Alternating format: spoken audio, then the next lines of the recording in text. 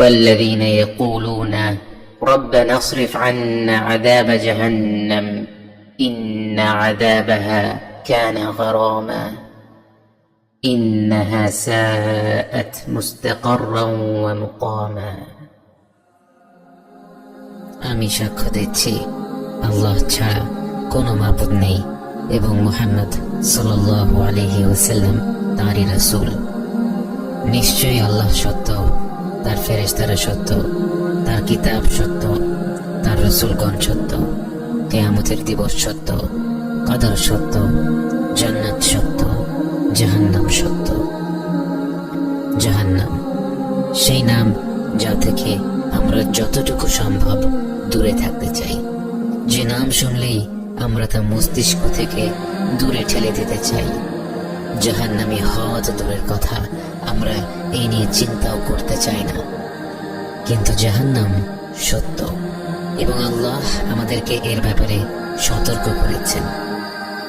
আপনার নিজের সন্তান যদি আগুনের দিকে হাত বাড়ায়, আপনি বলবেন না তাকে আগুনের মতো ভয়াবহ বিষয়ের কথা বলে লাভ কি? ছোট মানুষ এসব কথা শুনলে ভয় পাবে। আপনি জানেন সে আগুনে হাত দিলে তার হাতটা পুড়ে যাবে, তাই আপনি তার প্রতি ভালোবাসার কারণে তাকে আগুনের ব্যাপারে সতর্ক করে দেবেন।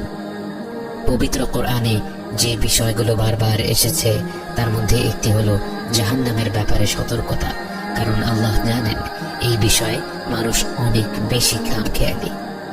আল্লাহর রহমত অসীম এ কথা ভেবে অগণিত বান্দা জাহান্নামকে ভুলে সেই ভয়ঙ্কর পরিণতির দিকে নিজেদের ঠেলে দেবে।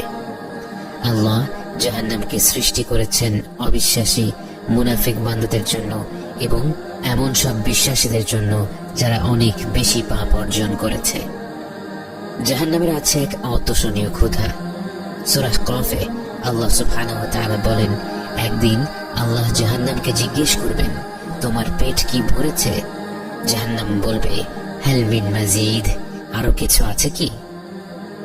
রাসূল সাল্লাল্লাহু আলাইহি ওয়াসাল্লাম বলেন, জাহান্নামের প্রান্ত থেকে এর ভেতর একটি পাথর ফেলে দিলে সেই পাথর 70 বছর ধরে পড়তে থাকলেও এর তলায় পৌঁছবে না।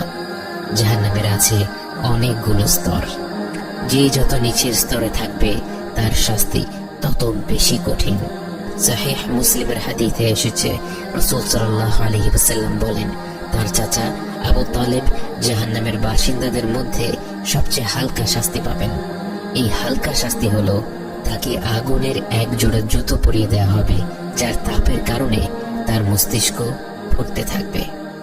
আল্লাহ যেন আমাদেরকে জাহান্নাম থেকে রেহাই দেন। আল্লাহ যেন আমাদের পরিবার পরিজনদেরকে জাহান্নাম থেকে রেহাই দেন। জাহান্নামের সবচেয়ে নিম্ন স্তরের জায়গা হবে মুনাফিকদের, এবং তারা ভোগ করবে সবচেয়ে ভয়াবহ শাস্তিগুলো।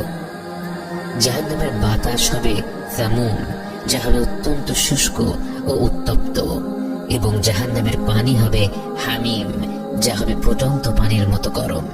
সেখানে ছায়া থাকবে শুধুমাত্র একটি গভীর ধোঁয়ার ভেতরে, যেখানে শ্বাস প্রশ্বাস নেওয়াই দুষ্কর। জাহান্নামের আগুনের তাপ হবে পৃথিবীর আগুনের চেয়ে 70 গুণ বেশি। যে পৃথিবীর আগুন এক মুহূর্তের জন্য আমাদের শরীর সইতে পারে না, আমরা কি করে জাহান্নামের আগুন সহ্য করার কথা ভাবতে পারি?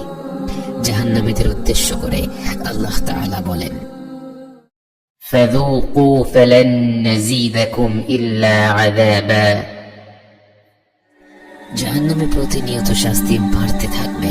প্রতিদিন যে শাস্তি দেয়া হবে তা তার আগের দিনের চেয়ে বেশি হবে, অর্থাৎ এই শাস্তিতে কারো অভ্যস্ত হয়ে যাওয়ার সুযোগ নেই। একবার ভেবে দেখুন, এইভাবেই জাহান্নামের জীবন চলতে থাকবে 100 বছর নয়, 1000 বছর নয়, বরং অনন্তকালের জন্য। কোটি কোটি বছর পার হয়ে যাওয়ার পরেও শাস্তির পরিমাণ প্রতিনিয়ত বেড়েই চলছে। আল্লাহ যেন আমাদেরকে রেহাই দেন। এমন ভয়াবহ শাস্তির কথা ভাবলে আমাদের মনে প্রশ্ন আসতে পারে, মানুষ পাপ করেছে 70-80 বছর, তাহলে তার শাস্তি অনন্তকালের জন্য কেন? এর কারণ হচ্ছে তার জীবন শেষ হয়েছে আল্লাহর হুকুমে। তাকে যদি অনন্তকাল বেঁচে থাকার সুযোগ দেয়া হতো, সে অনন্তকাল আল্লাহর অমান্য করে যেত, সে অনন্তকাল অন্যের হক নষ্ট করে যেত, সে অনন্তকাল অবিচার করে যেত। তাই আল্লাহ সূরা নাবাতে বলেন, জাযাআন ওয়িফাকা, এটাই উপযুক্ত প্রতিফল, এটাই উপযুক্ত শাস্তি। এই শাস্তির বর্ণনা শুনে মনে হতে পারে শাস্তিটা কি বড় বেশি কঠোর নয়, কিন্তু আল্লাহ হচ্ছেন আলিমুল হাকিম, তিনি সব জানেন, তিনি সবচেয়ে বিজ্ঞ। যে শাস্তির বর্ণনা করা হয়েছে জাহান্নামীদের জন্য সেটাই উপযুক্ত শাস্তি। তাদের যদি এর চেয়ে অনুপরিমাণও কম শাস্তি প্রাপ্য হতো, আল্লাহ তাদেরকে ততটুকুই শাস্তি দিতেন। আল্লাহ যেন আমাদের সকল প্রকার শাস্তি থেকে বাঁচিয়ে রাখেন এবং আমাদেরকে হিসাব ছাড়া জান্নাতে প্রবেশ করার অনুমতি দেন। জাহান্নামের বাসিন্দাদের দেহ হবে আকারে অনেক বড়, তাদের চামড়ার পুরুতা হবে 42 যিরা এবং 1 যিরা হচ্ছে প্রায় 3 ফিট, অর্থাৎ তাদের চামড়া হবে প্রায় 120 ফিট পুরু এবং তাদের শরীরগুলো হবে উহুদ পাহাড়ের মতো প্রকাণ্ড। তাদেরকে এত বড় শরীর দেওয়ার কারণ হচ্ছে তারা যেন তাদের শাস্তিগুলো আরো প্রবলভাবে অনুভব করতে পারে। জাহান্নামীদের খাবার হবে দরিয়া, যা না ক্ষুধা মেটাবে না কোনো পুষ্টি দেবে। এছাড়া জাহান্নামীদের জন্য থাকবে যাক্কুম নামের এক গাছের ফল, যা খাওয়ার পর গলিত পিতলের মতো তাদের নাড়ি ভুঁড়ি পুড়িয়ে দেবে। এবং তাদের পানীয় হবে হামিম, যা হচ্ছে ফুটন্ত পানি, যা পান করার পর তাদের তৃষ্ণা কমবে না বরং বৃদ্ধি পাবে। এবং ওসাক, যা হচ্ছে জাহান্নামীদের পোড়া মাংস থেকে বের হওয়া তরল বস্তু। আল্লাহ আমাদের উপর রহম করুন, আল্লাহ আমাদের জাহান্নাম থেকে রক্ষা করুন। যারা দুনিয়াতে মদ্য পান করেছে তাদেরকে জাহান্নামে পান করানো হবে তিনাতুল খাবাল, যা হচ্ছে জাহান্নামীদের গা থেকে বেরিয়ে আসা পুজ এবং ঘামের মিশ্রণ। আমাদের মধ্যে যারা মদ্য পান করেছি তারা যেন প্রত্যেকে তা থেকে তওবা করে ফিরে আসতে পারে। এসব খাদ্য এবং পানীয় বিদঘুটে এতটা কষ্টদায়ক হওয়া সত্ত্বেও জাহান্নামীরা এগুলো খাবে এবং পান করবে। তাহলে ভেবে দেখুন তাদের অবস্থা কতটা ভয়াবহ হবে। জাহান্নামীদের কাপড় হবে আগুনের তৈরি এবং গলিত তামার তৈরি। মুসলিম শরীফে বর্ণিত হাদিসে এসেছে, আল্লাহ জাহান্নামের সবচেয়ে কম শাস্তি পাওয়া ব্যক্তিকে উদ্দেশ্য করে বলবেন, তোমার কাছে যদি গোটা পৃথিবীর সমান ধন সম্পদ থাকতো, তুমি কি জাহান্নাম থেকে রেহাই পাওয়ার জন্য তা দিয়ে দিতে? সে বলবে হ্যাঁ।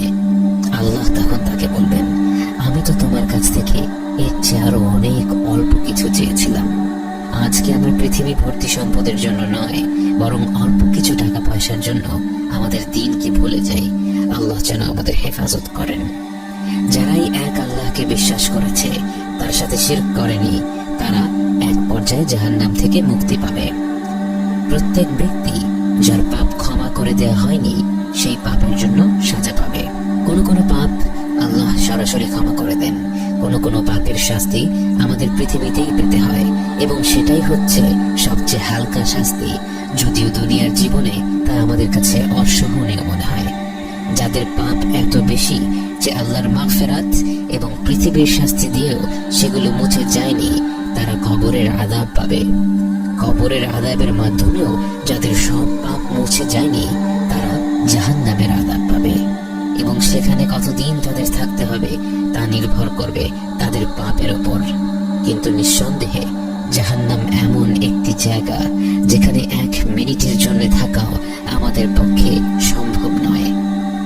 সহিহ মুসলিমের হাদিসে বর্ণিত আছে, আল্লাহ রাসূল সাল্লাল্লাহু আলাইহি ওয়াসাল্লাম বলেন, জাহান্নামীদের এমন একজন ব্যক্তিকে কিয়ামতের দিবসের সামনে আনা হবে যে দুনিয়ার জীবনে সবচেয়ে বেশি বিলাসিতার জীবন কাটিয়েছিল।